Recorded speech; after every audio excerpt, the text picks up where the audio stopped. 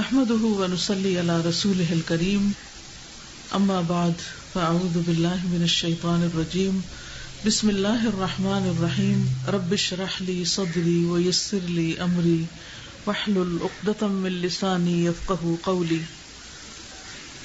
40 نبوی کی ایک حدیث ہے، حدیث نمبر 21. عن ابی عمرو وقیل ابی عمرة سفیان بن عبد الله رضی اللہ عنہ قال قلت یا رسول اللہ قل لی فی الاسلام قولا لا اسأل عنہ احدا غیرک قال قل آمنت باللہ ثم استقم. رواہ مسلم. ابو عمرو اور کہا گیا ہے ابو عمرہ سفیان بن عبد اللہ رضی اللہ عنہ سے مروی ہے کہ میں نے عرض کیا یا رسول اللہ مجھے اسلام کے حوالے سے کوئی ایسی بات بتا دیجئے کہ مجھے آپ کے بعد کسی سے کچھ پوچھنے کی ضرورت نہ رہے، یعنی اسلام سے متعلق ایسی بات مجھے بتا دیں کہ بس وہ میرے لیے کافی ہو جائے. آپ نے فرمایا پہلے زبان سے اقرار کرو کہ میں اللہ پر ایمان لایا، پھر اس پر ثابت قدم رہو. ثابت قدمی. آج آپ کے لیے میں نے اس حدیث کا انتخاب کس لیے کیا ہے بھلا؟ تاکہ جو علم آپ نے حاصل کیا ہے، قرآن مجید کو جو آپ نے تھاما ہے، اب اس کورس کے بعد وہ آپ کے ہاتھ سے نہ جائے، ساری زندگی کے لیے آپ کے لیے وہ رہنما ہو، روشنی کا ذریعہ ہو، دنیا میں بھی آپ کا ساتھی ہو، ہر مشکل میں آپ کو اس سے رہنمائی ملے، قبر میں بھی روشنی ہو اس کی وجہ سے، قبر میں بھی آپ کا ساتھی ہو، اور حشر کے میدان میں بھی آپ حاملین قرآن میں سے اٹھیں. حاملین قرآن کا کیا مطلب ہوتا ہے؟ وہ جو قرآن کے اٹھانے والے. تو obviously جو لوگ رکھ دیں پڑھ کے وہ حاملین میں سے نہیں ہو سکتے. تو اللہ سبحانہ وتعالی نے آپ سب کو ایک موقع دیا اور اپنی نعمتوں کی بارش کر دی. اب یہ آپ پر ہے کہ آپ ان نعمتوں کو کس طرح تھام کے رکھتے ہیں یا کس طرح ان سے فائدہ اٹھاتے ہیں. انسان کو جتنی بھی نعمتیں ملی ہیں ان میں سب سے بڑی نعمت قرآن مجید کی نعمت ہے کہ یہ اللہ کا کلام ہے. باقی دنیا میں جو کچھ ہے وہ اللہ کی تخلیق ہے، اللہ کی کریشن ہے، لیکن قرآن مجید اللہ تعالیٰ کا کلام ہے. جب آپ اس کو پڑھتے ہیں تو یوں لگتا ہے جیسے وہ آپ سے بات کر رہا ہے، بول رہا ہے. تو اس لیے یہ کتاب اور اس کا ایک ایک لفظ جو ہے وہ ہمارے لیے بہت ہی قیمتی اور بہت ہی پیارا اور بہت ہی عزیز ہے اور بہت ہی ویلیوبل ہے، کیونکہ اس جیسی کوئی چیز ہے ہی نہیں. دنیا بھر کے علوم اگر اکٹھے کر لیں آپ تو قرآن کے سامنے سمندر کے مقابلے میں قطرے کے برابر بھی نہیں ہے. لیکن ہم چونکہ اس کی ویلیو کو سمجھتے نہیں، اس لیے اس پر اس قدر محنت نہیں کرتے جتنی ہم دنیا کی کسی تعلیم کے لیے کرتے ہیں. تو الحمدللہ اللہ نے آپ کو چنا اور اس کی تعلیم دی. اب اس میں مزید ترقی ہونی چاہیے، نہ کہ تنزل. آگے جانا چاہیے نہ کہ پیچھے. تو آئندہ زندگی کا آپ اس طرح محاسبہ کریں، اپنا اس طرح حساب لیں کہ میرا آج میرے کل سے کس طرح بہتر ہے. یعنی 1 سال پہلے آپ قرآن نہیں جانتے تھے، اب آپ قرآن مجید جانتے ہیں. کوئی ٹارگٹ مقرر کیجئے کہ آج سے 1 سال بعد آپ کے علم میں کتنا اضافہ ہو چکا ہوگا. کیونکہ نبی صلی اللہ علیہ وسلم کو اللہ سبحانہ وتعالی نے جو تلقین کی وَقُلْ رَبِّ زِدْنِي عِلْمًا، اس سے ہمیں یہی پتہ چلتا ہے کہ ہمیں مسلسل اپنے علم کو زیادہ کرتے جانا ہے، اپنے علم میں اضافہ کرتے جانا ہے، اور اس کے لیے انسان کو محنت کرنی پڑتی. اور محنت سے پہلے اس کا شوق اور اس کی نیت اور اس کا ارادہ اور اس ارادے کی سچائی. تو الحمدللہ آپ کا ارادے سچے تھے تو اللہ نے آپ کو موقع دیا. اب آئندہ بھی اگر آپ کے ارادے سچے ہوں گے کہ میں نے اس کتاب کو تھام کے رکھنا ہے اور اس پر قائم رہنا ہے تو انشاءاللہ اللہ تعالیٰ آئندہ بھی آپ کو مواقع دے گا. لیکن اگر اس کے پڑھنے کے بعد جس سے دنیا کمانا مقصود ہو، یا اس سے کوئی دنیاوی شہرت، یا دنیا میں لوگوں کے سامنے بہت پاک باز بننا، پائس کہلانا، یا اور کوئی اسی قسم کا گھٹیا مقصد ہو، تو پھر یہ ہمارے حق میں حجت نہیں ہوگی، کتاب ہمارے خلاف حجت ہوگی. تو اس لیے ہمیں اپنی نیت کو بھی درست کرنا ہے اور اس کے ساتھ ساتھ محنت کرنی ہے، کوشش کرنی ہے اور آگے بڑھنا ہے. تو آئیے اس حدیث کو ایک دفعہ عربی میں سنتے ہیں اور پھر اس کی وضاحت دیکھتے ہیں. قل آمنت بالله ثم استقم. عن ابي عمرو وقيل ابي عمرة سفيان بن عبد الله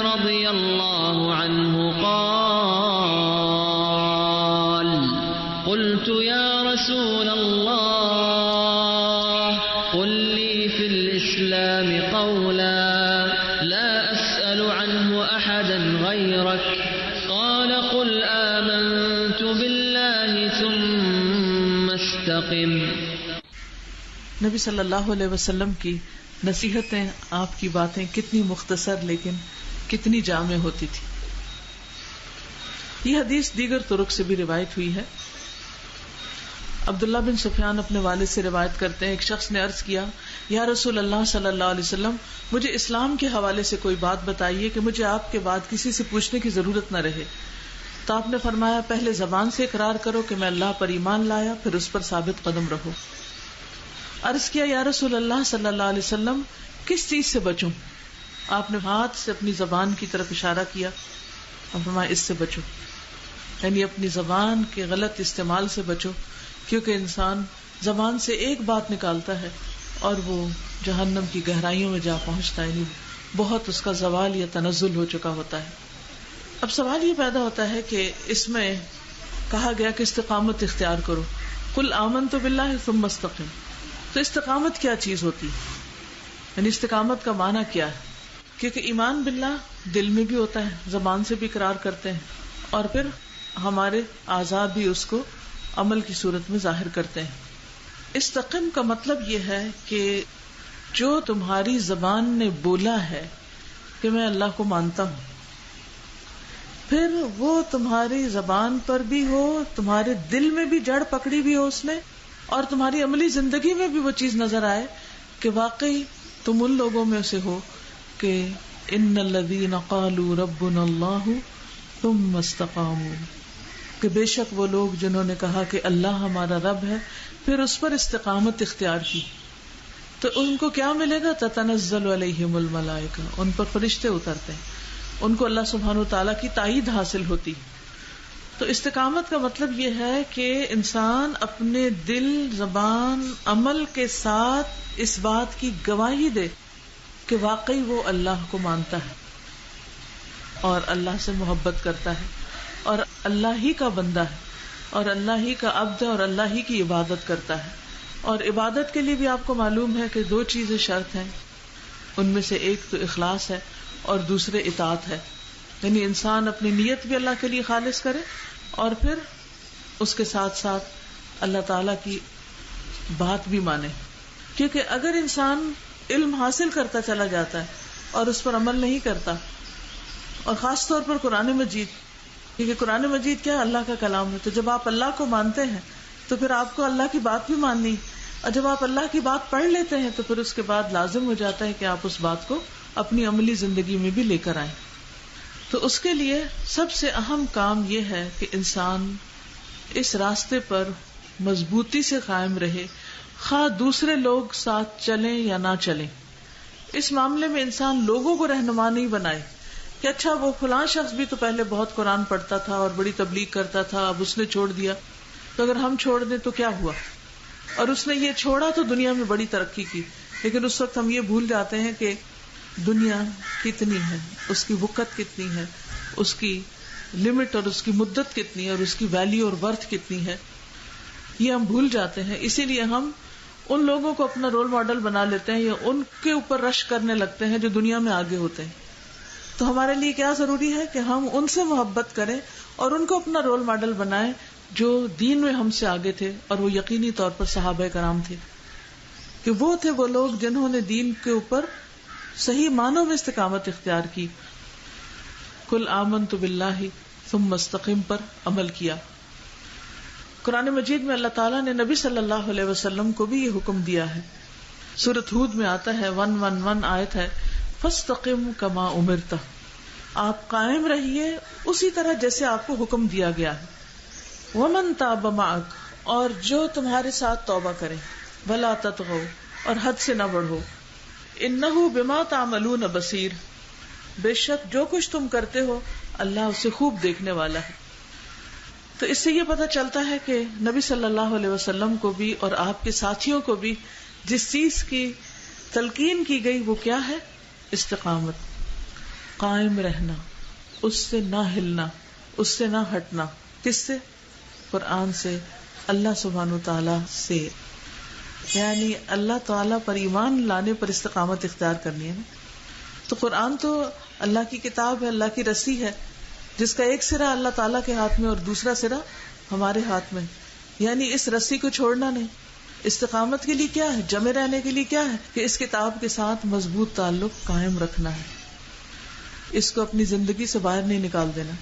یعنی جو بھی طریقہ ممکن ہو اس کے ساتھ اس کتاب کو اپنی زندگی میں شامل رکھنا ہے، تب اس پر استقامت ہوگی. اور پھر یہ ہے کہ استقامت اختیار کرنے کے بعد اچھا اخلاق قابل قبول ہے. یعنی اگر کوئی شخص دین پر قائم نہیں اور صرف اچھے اخلاق سے دل بہلا رہا ہے اپنا اور دوسروں کا، تو یہ کافی نہ ہوگا. کیونکہ حضرت انس بن مالک سے روایت ہے کہ رسول اللہ صلی اللہ علیہ وسلم نے فرمایا کسی آدمی کا ایمان درست نہیں ہوتا، یعنی اللہ پر ایمان لا کے استقامت اختیار کرنی، تو ایمان درست نہیں ہوتا یہاں تک کہ اس کا دل درست نہ ہو، اور اس کا دل درست نہیں ہوتا جب تک کہ اس کی زبان درست نہ ہو. تو گویا زبان کی خرابی جو ہے وہ انسان کے ایمان میں بھی خلل پیدا کر دیتی. تو ایک پورا سرکل ہے. آپ کا دل درست ہوگا تو آپ کا ایمان درست ہوگا. ایمان کب درست ہوگا؟ جب دل درست ہوگا. دل کب درست ہوگا؟ جب زبان درست ہوگی. تو ہمیں اپنے دل، زبان اور عمل کو درست رکھنا ہے. اور عمل کی درستگی میں پھر خاص طور پر اچھا اخلاق آتا ہے، یعنی لوگوں کے ساتھ جو معاملہ ہے وہ درست رکھنا ہے. اور جہاں تک استقامت کا تعلق ہے تو اللہ سبحانہ تعالیٰ کے نزدیک سب سے پسندیدہ کام وہ ہے جو مستقل بنیادوں پر کیا جائے، یعنی اس کو کنٹینیوسلی کیا جائے. یہ نہیں کہ ایک دفعہ کیا پھر روک دیا، پھر چھوڑ دیا، پھر بھول گئے، پھر اس سے غافل ہو گئے، پھر کبھی جوش آیا پھر کر لیا. صرف رمضان میں نمازیں پڑھی، رمضان کے بعد چھوڑ دی، رمضان میں قرآن پڑھا، رمضان کے بعد قرآن سے تعلق ختم کر دیا. تو یہ نہیں ہونا چاہیے. حدیث میں آتا ہے ان احب الاعمال الی اللہ ما دام وان قل، کہ اللہ کے نزدیک سب سے زیادہ پسندیدہ عمل وہ ہے جسے پابندی کے ساتھ کیا جائے، خواہ کم ہی کیوں نہ ہو. تو مثلاً اب قرآن مجید آج آپ کا مکمل ہوا، کل آپ کو اتنا لیسن تو یاد نہیں کرنا، لیکن آپ اس کے ترجمے کی دہرائی سورۃ الفاتحہ سے شروع کر دیں، اور پھر اس سے یہ ہے کہ جو پڑھیں اس پر غور بھی کرتے چلے جائیں. کل تک آپ کے ٹیسٹ لے رہے تھے آپ کے ٹیچرز، اب اپنا ٹیسٹ آپ خود لینا شروع کر دیں اور اپنا جائزہ خود لیں کہ آپ کو کتنا ترجمہ آتا ہے، کتنا نہیں آتا، کتنی فیصد اس میں سے بات سمجھ آتی ہے اور کتنی فیصد کا آپ کو مطلب ہی نہیں آتا. کیونکہ قرآن مجید ایسی کتاب ہے کہ جو بار بار پڑھنے سے ہی دل میں راسخ ہوتی ہے. پھر اسی طرح یہ ہے کہ حدیث میں آتا ہے آپ کو دین میں سے سب سے زیادہ پسندیدہ وہی عمل تھا جس پر دوام ہو، یعنی کہ ایک سال کے لیے بہت پڑھ لیا اور پھر اس کے بعد پوری زندگی اس کو چھوڑ دیا. آل محمد صلی اللہ علیہ وسلم کا طریقہ بھی یہی تھا کہ جب کوئی عمل وہ کرتے تھے تو مستقل مزاجی سے کرتے تھے، یعنی ایک چیز شروع کر لیتے پھر اس کی پابندی کرتے تھے. ہم میں اکثر لوگوں کا حال یہ ہوتا ہے جس دن کوئی لیکچر سنا اس دن جوش جذبہ آیا، وہ چیز اس دن کر لی، اگلے دن پھر سو گئے، پھر بھول گئے. نہیں، اپنے آپ کو نئی نئی اچھی اچھی سنتوں سے متعارف بھی کرانا ہے اور پھر ان کی پابندی بھی کرنی ہے. نبی صلی اللہ علیہ وسلم جس بات کو شروع کرتے تھے پھر اس کو پایا تکمیل تک پہنچاتے.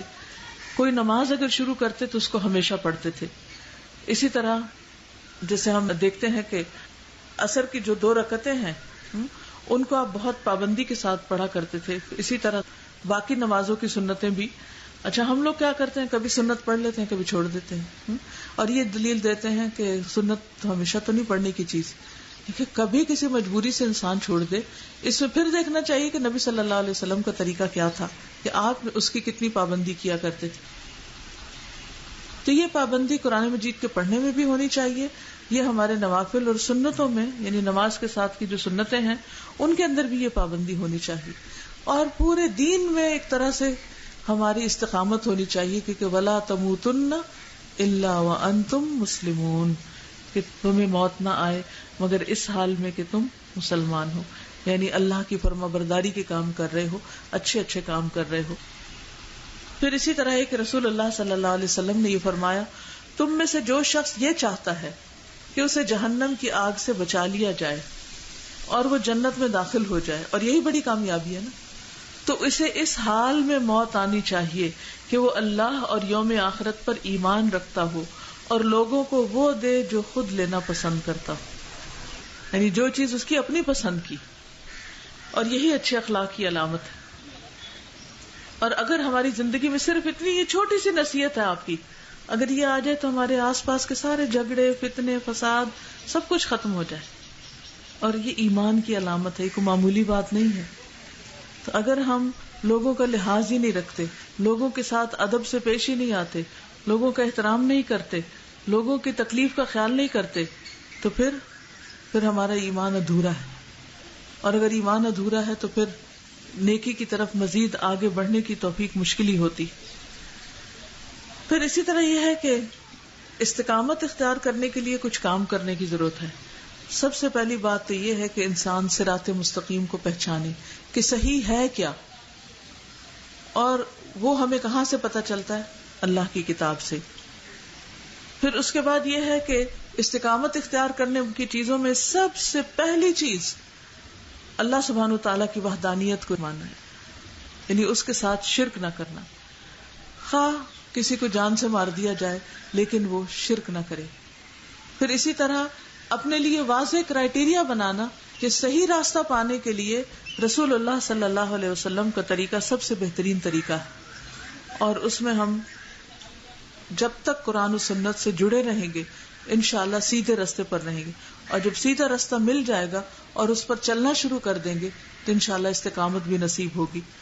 پھر استقامت کے لیے ضروری ہے علم حاصل کرتے رہنا، کیونکہ من سلک طریقا یلتمس فیہ علما سہل اللہ لہ طریقا الی الجنہ. جو ایسے راستے پر چلا کہ وہ علم تلاش کرتا ہے تو اللہ تعالیٰ اس کے لیے جنت کا راستہ آسان کر دیتے ہیں. تو پھر استقامت کے لیے کیا ضروری ہے کہ اللہ کے راستے پہ چلتے رہیں. اللہ کے راستے پر کیسے چلنا ہے؟ علم حاصل کرتے رہنا. پھر اسی طرح جماعت سے جڑے رہنا، یعنی آج تک آپ کے جو ساتھی تھے جن کے ساتھ مل کر آپ نے قرآن پڑھا، یہ نہیں کہ کل ان کو بالکل ہی بھول جائیں. ایک دوسرے کی خبر گیری رکھیں، ایک دوسرے کے حال احوال معلوم کرتے رہیں. یعنی فرینڈز فار لائف ہونا چاہیے.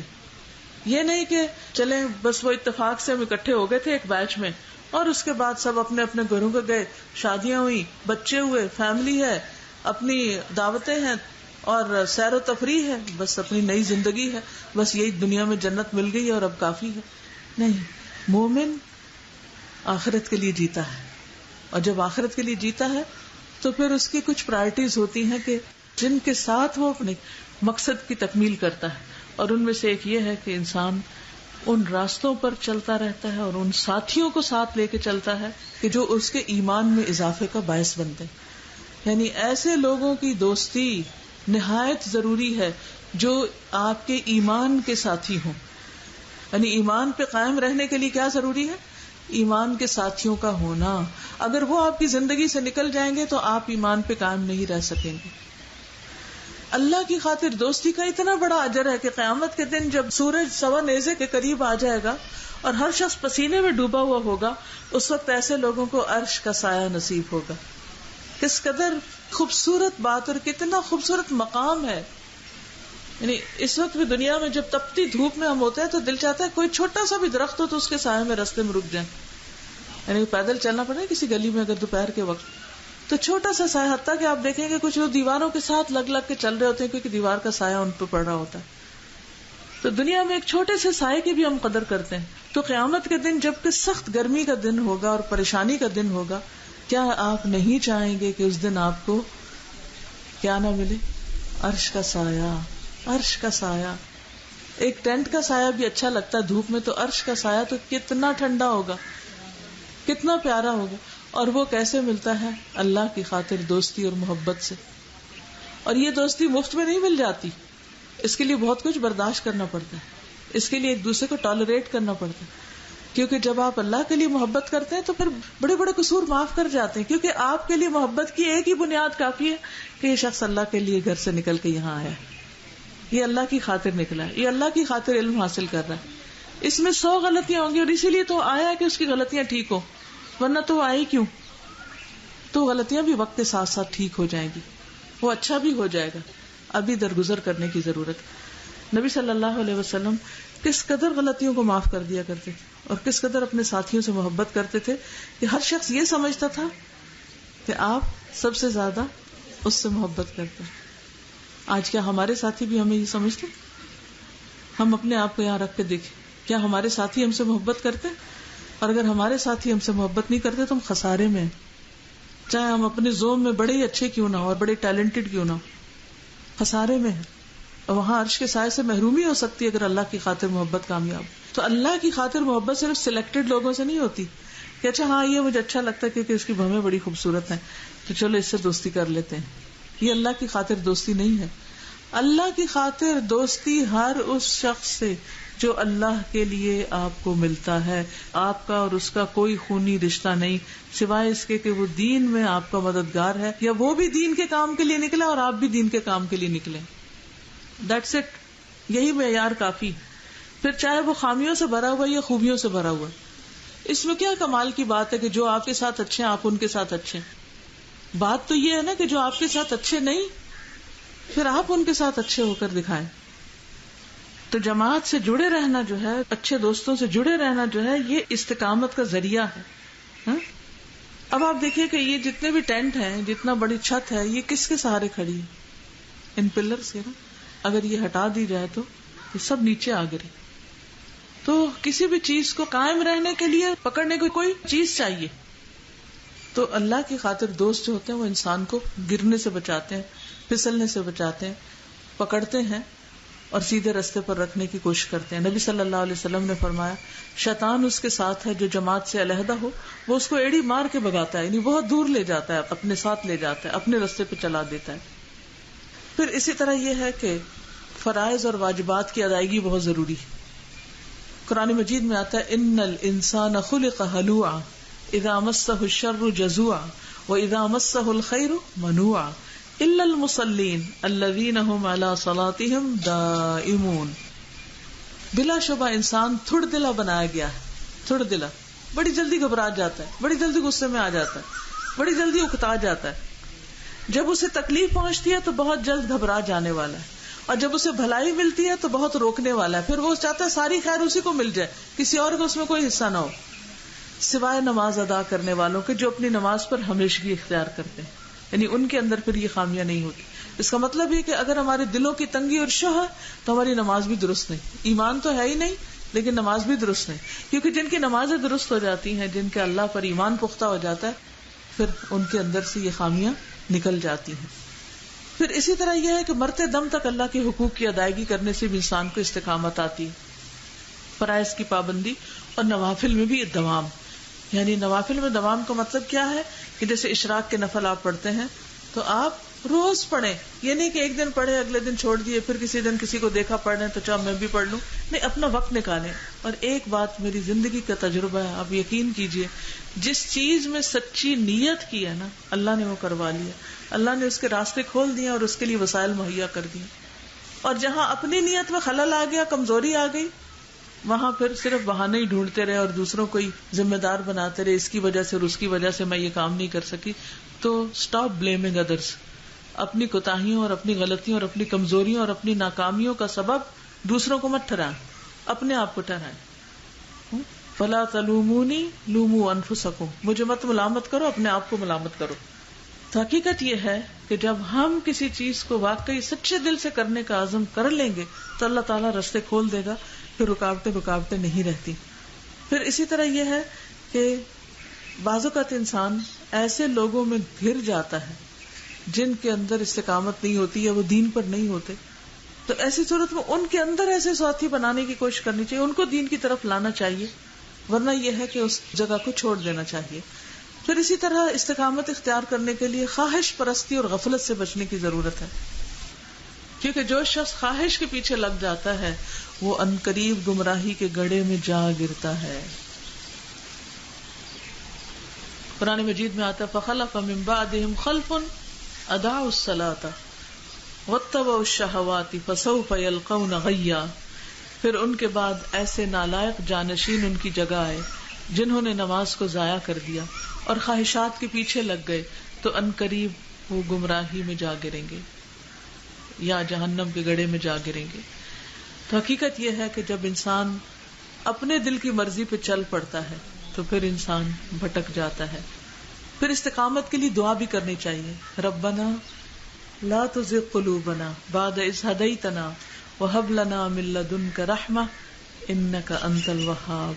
پھر اسی طرح جب آپ اپنے گھر والوں کے اندر اور آپ کے گھر والے دین پر نہ ہوں یا ہوں بھی تو بھی یہ دعا کرنی چاہیے کہ یا مقلب القلوب ثبت قلبی علی دینک، یا مقلب القلوب ثبت قلبی علی دینک۔ شہر ابن حوشب کہتے ہیں میں نے ام سلمہ سے کہا کہ اے ام المومنین، رسول اللہ صلی اللہ علیہ وسلم جب آپ کے پاس ہوتے تو اکثر کیا دعا کرتے تھے؟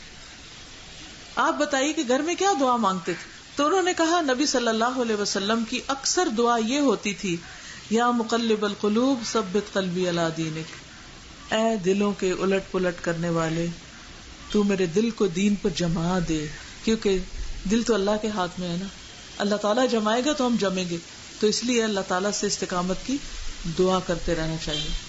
پھر ان چیزوں سے بچنے کی ضرورت ہے جو انسان کی استقامت میں خلل ڈالتی، اور اس میں سب سے پہلی چیز خواہشات کی پیروی۔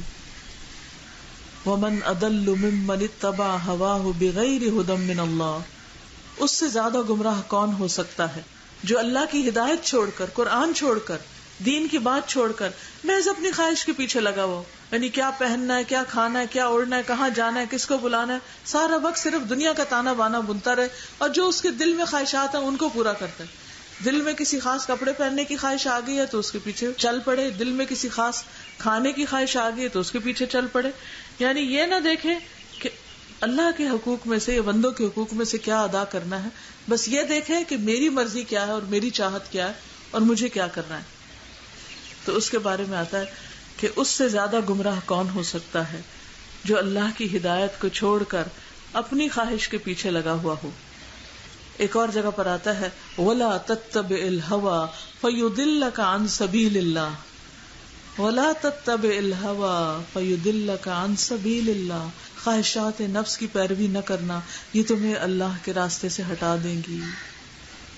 بعض اوقات آپ دیکھیے کہ یہ خواہش شادی کی ہو سکتی ہے، بعض اوقات شادی ہو گئی ہے تو بچے کی ہو سکتی ہے کہ بچے ہوں میرے، اگر بیٹی ہو گئی ہے تو خواہش ہو سکتی ہے کہ بیٹا ہو میرا، پھر یہ کہ یہ جاب ہو، وہ جاب ہو، یہ سٹیٹس ہو، وہ سٹیٹس، یہ ساری خواہشات ہیں نا زندگی کی، تو ان کے پیچھے نہیں لگ جانا قرآن کو چھوڑ کر اور قرآن کو بھول کر۔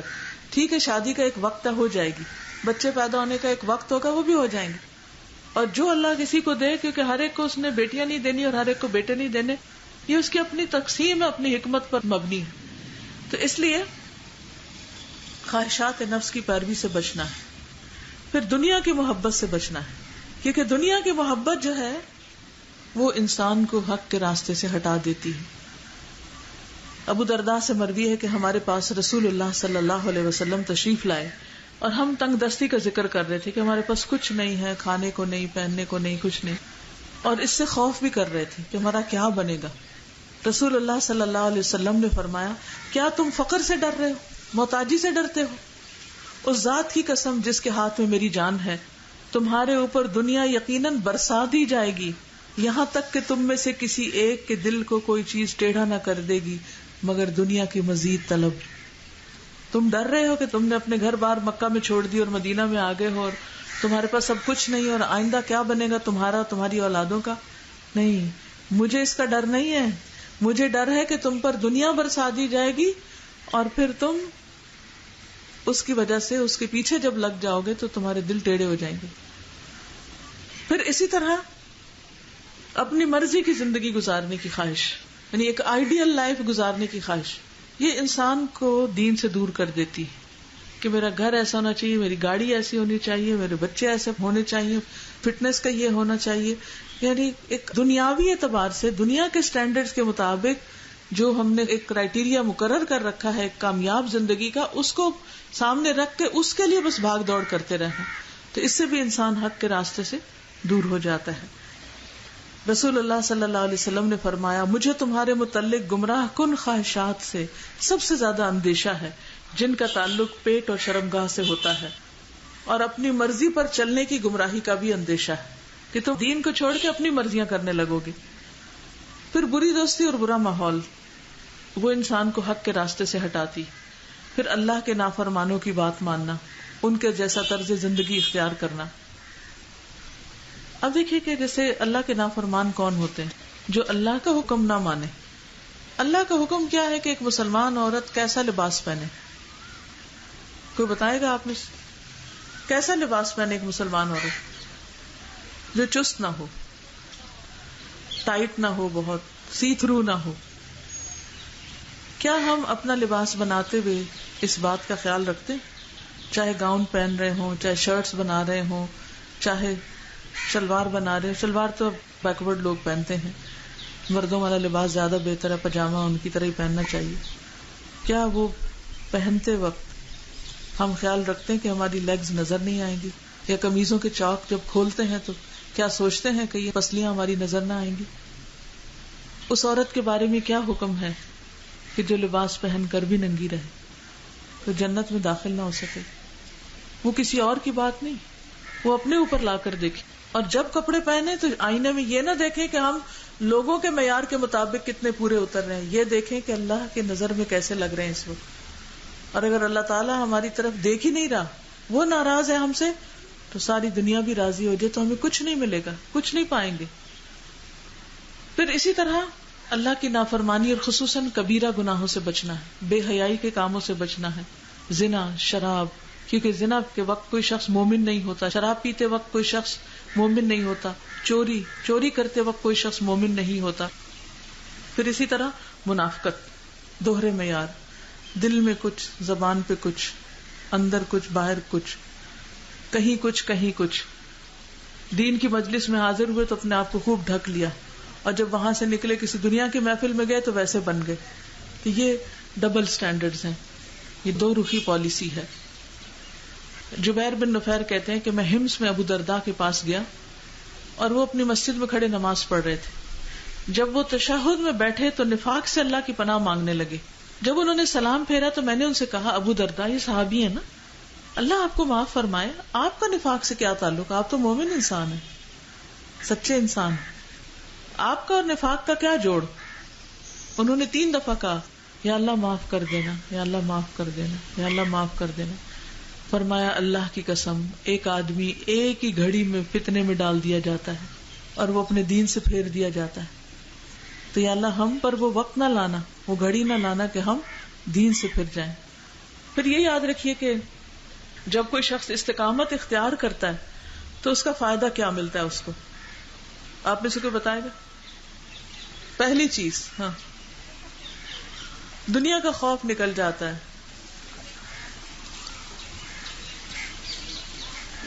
ٹھیک ہے، فرشتے اس کے مددگار بن جاتے ہیں. اللہ تعالیٰ فرشتوں سے مدد دیتا ہے. ان الذین قالوا ربنا اللہ ثم استقاموا تتنزل علیہم الملائکۃ الا تخافوا ولا تحزنوا. اس کی زندگی سے خوف اور غم نکل جاتا ہے. اچھا، تو فرشتے کیسے ساتھ ہوتے ہیں؟ نبی صلی اللہ علیہ وسلم نے فرمایا، بے شک بعض لوگ مسجد نشین ہوتے ہیں کہ فرشتے ان کے ہم نشین ہوتے ہیں. اگر وہ غائب ہو جائیں تو وہ انہیں تلاش کرتے ہیں، اگر وہ بیمار ہو جائیں تو ان کی تیمارداری کرتے ہیں، اگر انہیں کوئی ضرورت ہو تو ان کی مدد کرتے ہیں. یعنی وہ ان کے ساتھ مددگار بن جاتے ہیں، ان کو تنہا نہیں چھوڑتے. پھر دنیا کی نعمتیں بھی ملتی ہیں انسان کو. وَأَن لَوِ اسْتَقَامُوا عَلَى الطَّرِيقَةِ لَأَسْقَيْنَاهُم مَاءً غَدَقًا. اور یہ وحی کی گئی کہ اگر وہ سیدھے راستے پر قائم رہتے تو ہم انہیں ضرور بہت وافر پانی پلاتے. یعنی دنیا کی نعمتیں اور دنیا کا مال اور دنیا کی ترقی، یعنی دین پر استقامت کا یہ فائدہ ہوتا ہے. اور ایک اور آیت میں آتا ہے، من عمل صالحا من ذکر او انثى وهو مؤمن فلنحيينه حیاتا طیبہ ولنجزینہم اجرہم باحسن ما كانوا يعملون. جو شخص بھی نیک عمل کرے، خواہ مرد ہو یا عورت، بشرطے کہ وہ مومن ہو، تو ہم اسے پاکیزہ زندگی بسر کرائیں گے. یعنی دنیا میں بھی اس کو اچھی زندگی ملے گی اور آخرت میں ان کے بہترین اعمال کے مطابق انہیں ان کا اجر ملے گا. یعنی دنیا میں بھی انسان بہت سے گناہوں سے بچے گا اور بہت سی نعمتوں کو پالے گا، بس صرف یہ کہ کسی بھی حال میں دین کو نہیں چھوڑنا. پھر اسی طرح اس استقامت کا فائدہ قبر میں بھی ہے. کیا؟ قبر کے سوالوں کے جواب آئیں گے. یثبت اللہ الذین آمنوا بالقول الثابت فی الحیات الدنیا وفی الآخرہ. اللہ ثابت بات کے ذریعے دنیا کی زندگی میں بھی اور آخرت میں یعنی قبر میں بھی انسان کو استقامت دے گا. جب فرشتے پوچھیں گے تو وہ گھبرائے گا نہیں، ان سوالوں کے جواب آسانی سے دے سکے گا.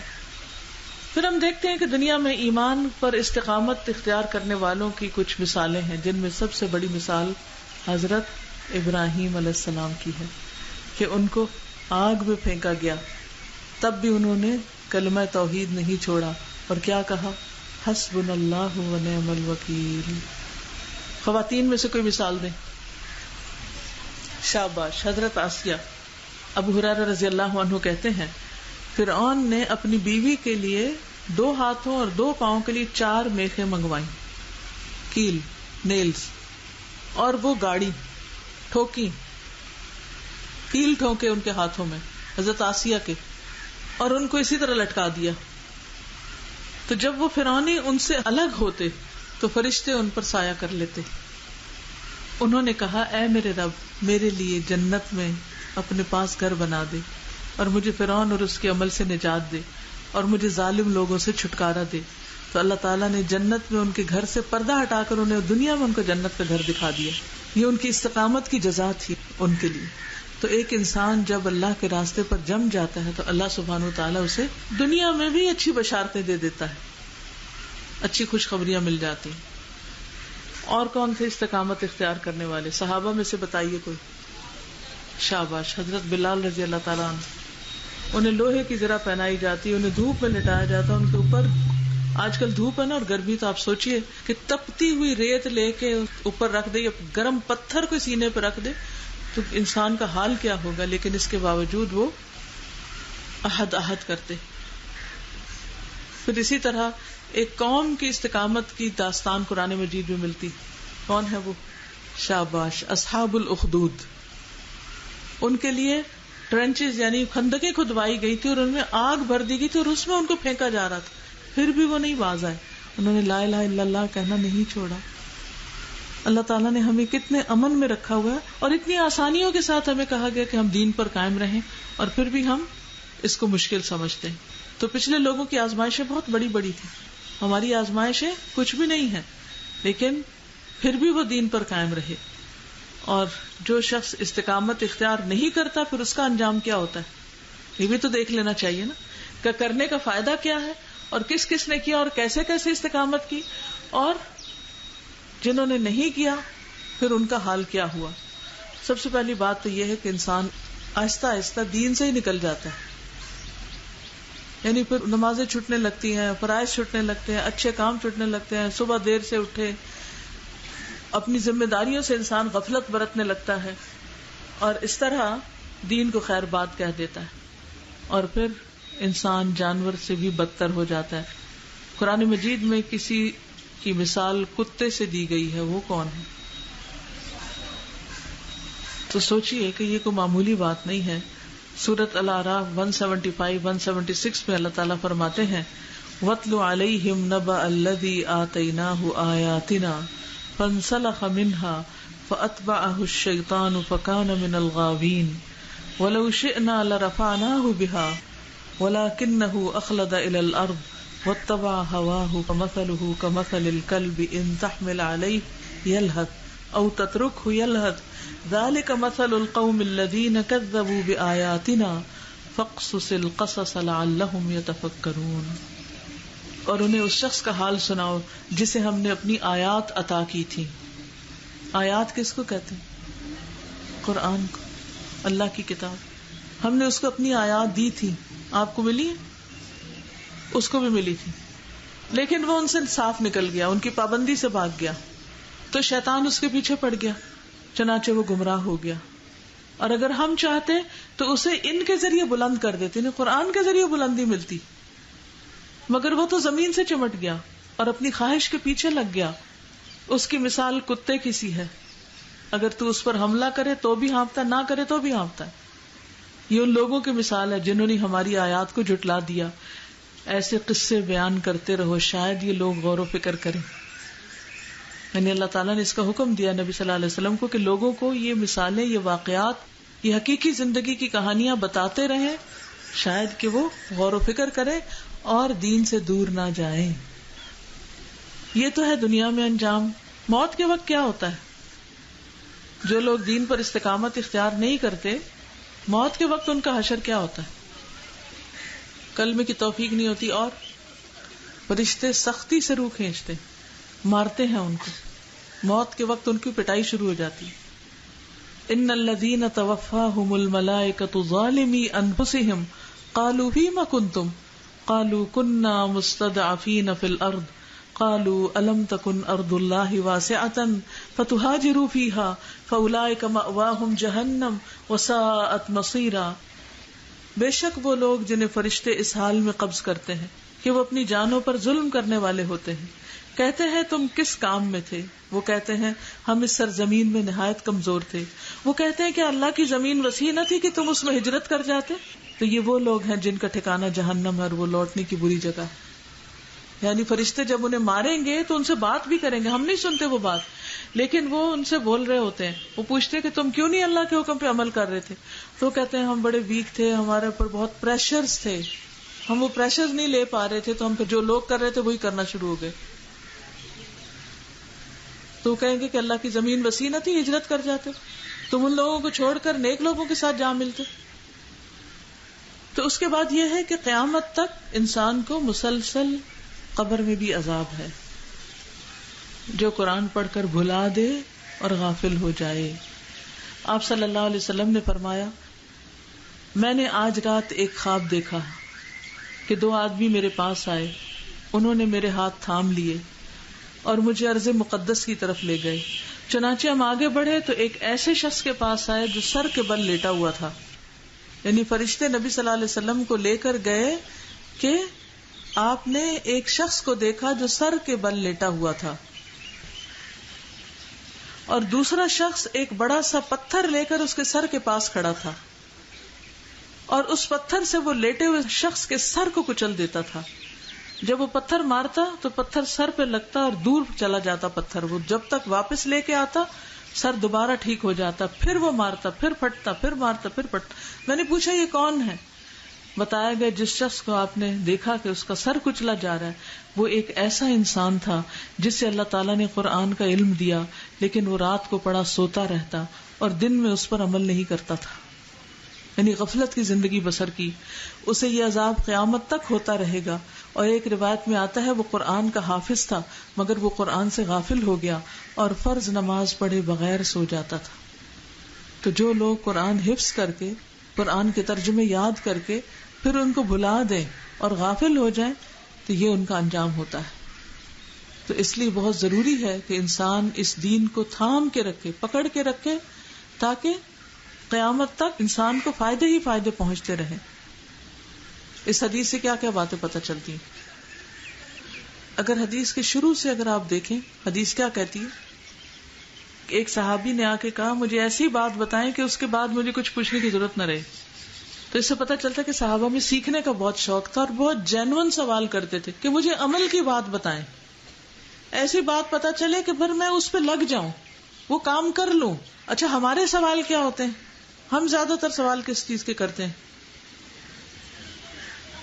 جن کا عمل سے کوئی تعلق نہیں ہوتا یا ہم دوسرے لوگوں کو نیچا دکھانے کے لیے سوال کر رہے ہوتے ہیں. اور پھر آپ دیکھیے کہ سوال کتنا عظیم سوال تھا، کتنا بہترین سوال تھا، جامع اور معنی قسم کا سوال تھا. یہ نہیں کہ لمبی باتیں، لمبی لمبی کہانیاں، نہیں، ایک بات بتائیے جس کو میں پکڑ لوں، اس پہ جم جاؤں، بس بات ختم. یہ سوال کرتے ہوئے کتنا ٹائم لگا ہوگا، اور جب ہم کوئی سوال کرتے تو کتنا ٹائم لگا دیتے ہیں. پھر آپ صلی اللہ علیہ وسلم کا جواب بھی بڑا مختصر ہے، اور وہ کیا ہے؟ قل آمنت باللہ ثم استقم. 5 لفظ ہیں، پوری زندگی اس کے گرد گھومتی. پھر آپ دیکھیے کہ استقم کا لفظ جو ہے اس کا مطلب ہے کہ بہت پابندی کے ساتھ کام کرو، وقت کی پابندی، فرائض کی پابندی، ذمہ داریوں کی ادائیگی کی پابندی. اور پھر انسان اپنا محاسبہ کرتا رہے تاکہ آخرت میں اللہ سبحانہ وتعالی اس پر اپنی رحمت نازل فرمائے. ایک دفعہ حدیث دوبارہ سن لیجئے. قل آمنت باللہ ثم استقم عن ابی عمرو وقیل ابی عمرة سفیان بن عبد اللہ رضی اللہ عنہ قال قلت یا رسول اللہ قل لی فی الاسلام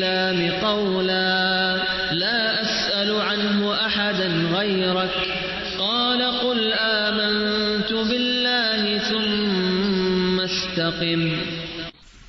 تو اللہ تعالیٰ سے دعا کرتی ہوں کہ اللہ تعالیٰ ہمیں دین پر مرتے دم تک استقامت عطا فرمائے، اور یہ قرآن ہمارے سینوں کی بہار اور ہمارے دلوں کے لیے روشنی اور ہمارے ایمان میں اضافے کا ذریعہ ہو، اور ہم ہر حال میں اس کی خدمت کرتے رہیں، اور قیامت کے دن اللہ تعالیٰ ہمیں حاملین قرآن میں سے اٹھائے اور ہماری دنیا اور آخرت کی ساری پریشانیاں دور فرمائے.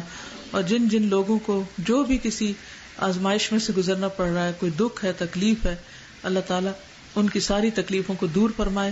جتنی بہنیں یہاں آئی ہیں ان کا آنا قبول ہو، اور اللہ تعالیٰ ہم سب کو اپنے مقرب بندوں میں شامل کر لے. اس کے ساتھ ہی آپ سے اجازت چاہتی ہوں. وآخر دعوانا ان الحمد للہ رب العالمین. سبحانک اللہم وبحمدک اشہد ان لا الہ الا انت استغفرک واتوب الیک. السلام علیکم ورحمۃ اللہ وبرکاتہ. ویڈیو کے نیچے سبسکرائب کے بٹن پہ کلک کریں، بیل کے آئیکن پہ کلک کیجیے تاکہ ہر نئی ویڈیو کی نوٹیفکیشن